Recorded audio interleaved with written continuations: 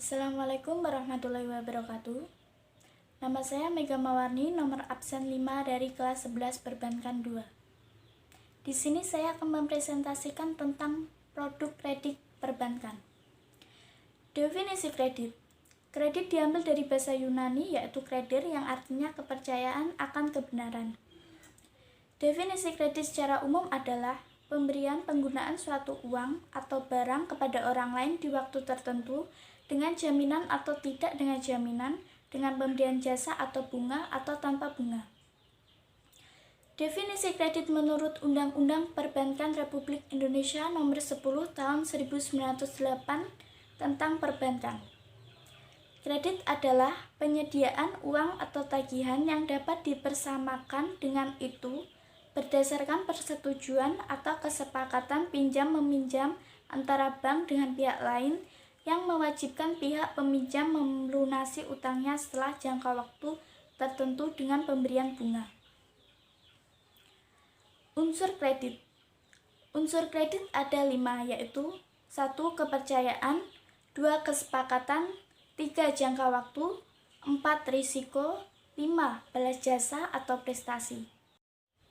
Manfaat kredit bagi debitur: meningkatkan usahanya, memudahkan calon debitur, rahasia keuangan debitur terlindungi, beraneka macam jenis kredit bisa disesuaikan dengan calon debitur. Manfaat kredit bagi pemerintah: sebagai pemacu pertumbuhan ekonomi secara umum, sebagai pengendali kegiatan moneter, untuk menciptakan lapangan usaha, dapat meningkatkan pendapatan negara, untuk menciptakan dan memperluas pasar. Manfaat kredit bagi bank: pemberian kredit untuk mempertahankan dan mengembangkan usaha bank, membantu memasarkan produk atau jasa perbankan lainnya, memperoleh pendapatan bunga yang diterima dari debitur, dapat rentabilitas bank membaik dan memperoleh laba meningkat. Untuk merebut pangsa pasar dalam industri perbankan. Manfaat kredit bagi masyarakat: dapat mendorong pertumbuhan dan memperluas perekonomian, mampu mengurangi tingkat pengangguran, memberikan rasa aman kepada masyarakat untuk menyimpan uangnya di bank, dapat meningkatkan pendapatan dari masyarakat. Prinsip kredit ada 5, yaitu 1.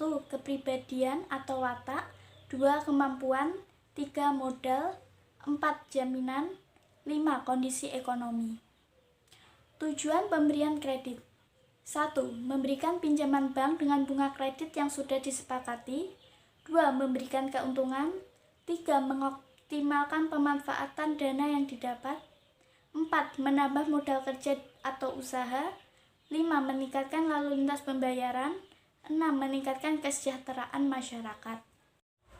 Jenis-jenis kredit. Kredit dibedakan menjadi 4. Yang pertama, berdasarkan tujuan penggunaan, yaitu kredit konsumtif, kredit produktif, kredit perdagangan. Yang dua, berdasarkan kegunaannya, yaitu kredit investasi dan kredit modal kerja. Yang ketiga, berdasarkan jangka waktu, yaitu kredit jangka pendek, kredit jangka menengah, kredit jangka panjang. Yang keempat, berdasarkan SK Direksi BI nomor 32/68/KEP/DIR tanggal 27 Februari 1998, yaitu kredit lancar, kredit kurang lancar, kredit diragukan, dan kredit macet. Setelah membahas definisi kredit, sekarang kita membahas tentang penilaian permohonan kredit.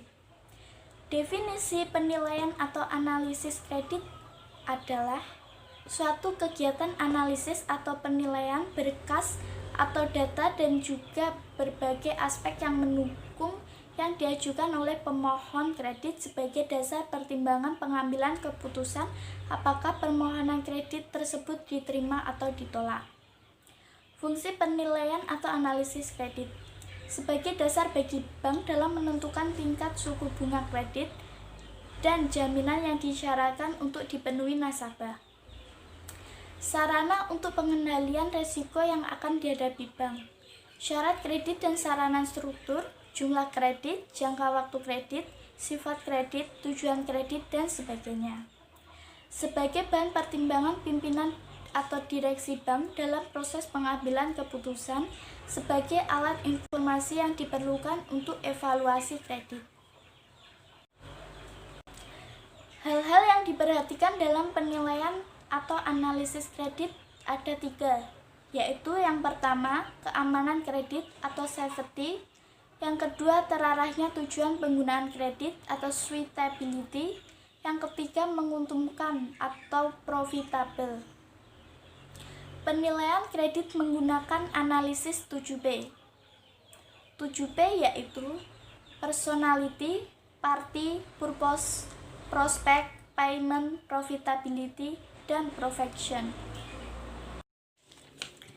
Evaluasi kredit. Seperti yang ada di gambar, evaluasi kredit terdiri dari pemohonan kredit, penelitian berkas oleh bank, analisis kredit, laporan keuangan debitur, tolak ukur 5C, resiko keuangan, pengambilan keputusan, layak atau tidaknya. Pengertian skemanya yaitu, pemohonan kredit adalah pihak yang mengajukan surat permohonan kredit atau pinjaman kepada bank.